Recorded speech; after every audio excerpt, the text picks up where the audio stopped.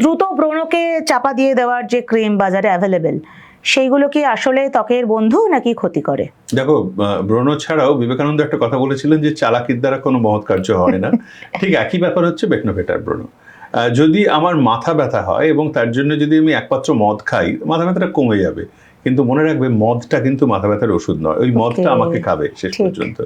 খুব মন খারাপ হলো, আমি একটু সিগারেট খেতে শুরু করলাম, সিগারেটটা পরে আমাকে খাবে। ঠিক একই জিনিস হয়, ব্রণ বেরোনোর পর যদি আমি ওই ভেট, আমি কোনো বিশেষ ব্র্যান্ডের কথা আমি বলছি না, কিন্তু নানা রকমের জিনিস আমাদের দেশে হয় কি জানো তো, যে কোনো ওষুধ প্রেসক্রিপশন ছাড়া পাওয়া যায়, যেটা পৃথিবীর কোনো উন্নত দেশে পাওয়া যায় না। এবং সেই জন্যে মানুষ না জেনে মুখে লাগাচ্ছেন, এবং সেই ওই যীশু খ্রিস্টের কথা, হে ঈশ্বর, এরা জানে না এরা কি ক্ষতি করছে, লাগিয়ে যে ক্ষতিটা হয় সেটা হচ্ছে সেদিনের মতো সেটা কমে গেল, আবার চলে গেল, এবং পরের দিন আবার ব্রণ হলে সে আবার লাগাচ্ছে, তারপর সে তার বন্ধুকে বলছে, সে তারপর পিসিমাকে বলছে, বাড়ির কাজের লোককে বলছে, একটা চেইন রিয়াকশন চলতে থাকে। এবং আমরা বহু জায়গায় বিয়ের তত্ত্বে পর্যন্ত ওই ভেটটাকে দেখতে পাই।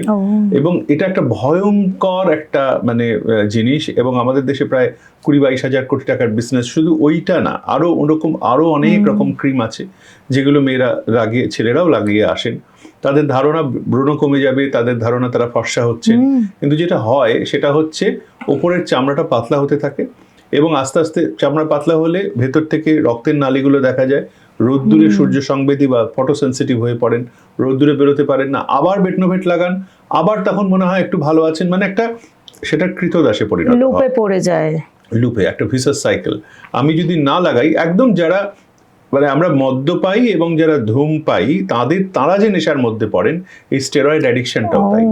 স্টেরয়েড জিনিসটা খারাপ না, কোনো কোনো অসুখে স্টেরয়েড দরকার, যেমন অনেক রকম অসুখ আছে, ডিএলই আছে, সোরিয়াসিস আছে, লাইকেন প্লেনাস আছে, কিন্তু ব্রণর ওষুধ স্টেরয়েড নয়।